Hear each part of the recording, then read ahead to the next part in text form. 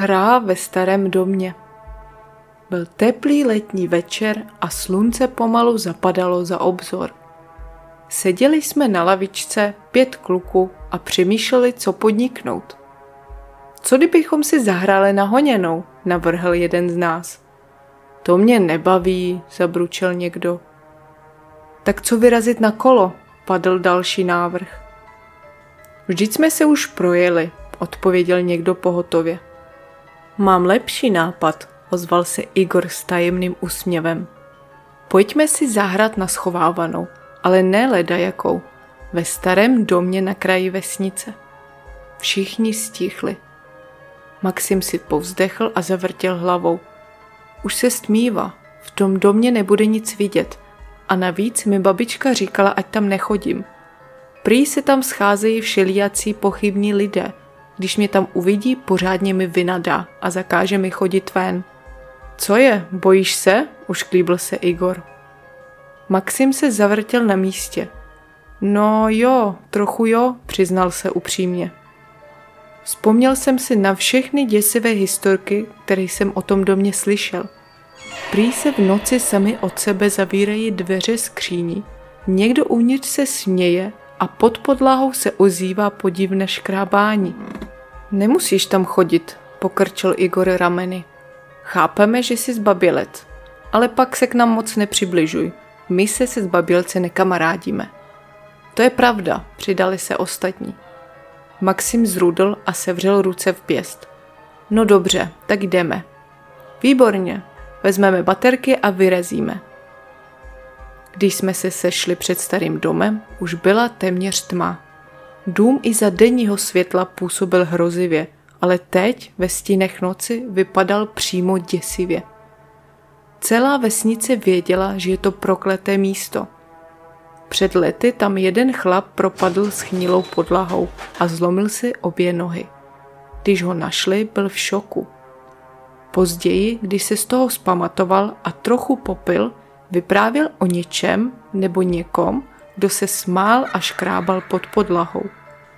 Další temnou událostí spojenou s tímto domem bylo nalezení mrtvé dívky oběšené ve 2. patře.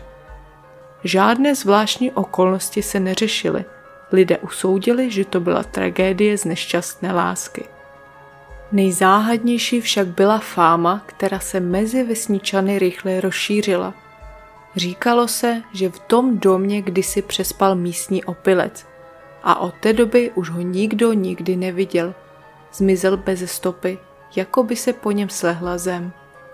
No co, jdeme dovnitř? Řekl Igor a vykročil. Ostatní ho následovali.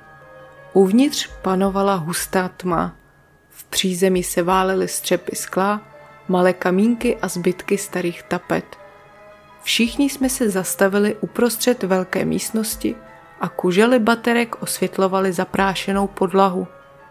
Tak co, Maxime? Ušklíbil se Igor. Ty budeš hledat. Proč já? Zamračil se Maxim. Protože jsi zbabělec a musíš dokázat, že nejsi, odpověděl Igor s pobaveným tónem. Fajn, a jaká jsou pravidla? Povzdechl si Maxim. Vyjdeš ven, otočíš se zády k domu a napočítáš do 50. My se mezi tím schováme. Maxim neprotestoval.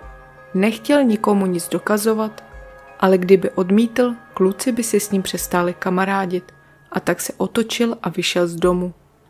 48, 49, 50, to řekl nahlas a otočil se zpět k domu. Mezitím 4 kluci vyběhli nahoru. Nikdo se nechtěl schovávat v přízemí. Měli k tomu 2 dobré důvody. Za prvé, nebylo to dostatečně cool a za druhé, podlaha byla na některých místech schnilá a v jednom místě se propadala až do sklepa. Nikdo nechtěl riskovat, že tam spadne. Maxim vstoupil zpět do domu. Rozhodl se, že začne pátrat od pokroví a postupně sestupovat dolů.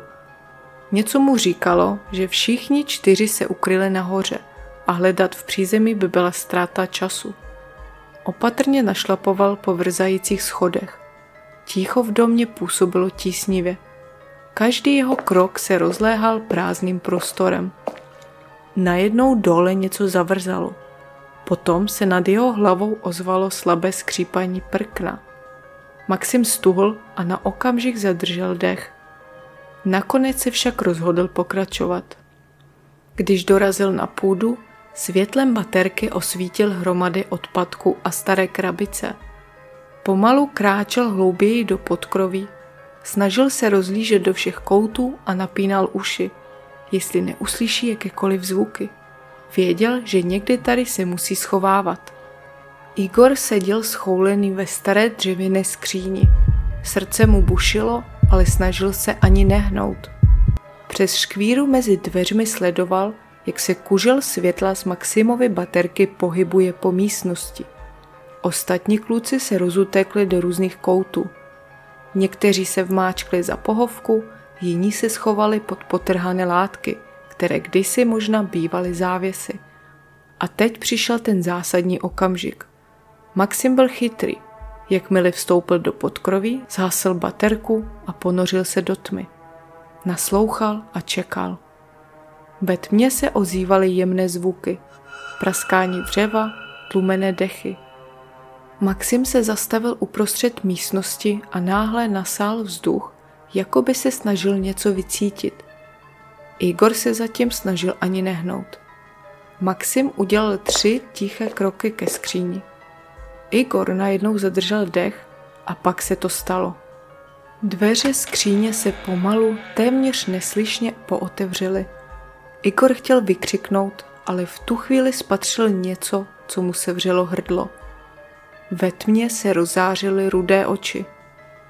Ozvalo se hlasité křupnutí a pak řev. Nelidský řev.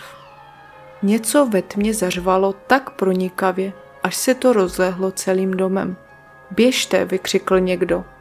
Zmatek, křik, těžké kroky, kluci se rozprchli. Někdo v panice prorazil oknem a dopadl na zem venku. Ostatní se tlačili ke schodišti, klopítali, padali, škrábali se na nohy. Nikdo se neohlédl. Nikdo nechtěl vidět, co bylo v tom domě s nimi. O mnoho let později se v té vesnici začala vyprávět nová legenda. Říká se, že každou noc během zeleného pátku je ve starém domě vidět chlapec s baterkou. Chodí po místnostech a hledá své přátele. A za ním ve tmě se pohybují zubaté stíny s rudě zářícíma očima.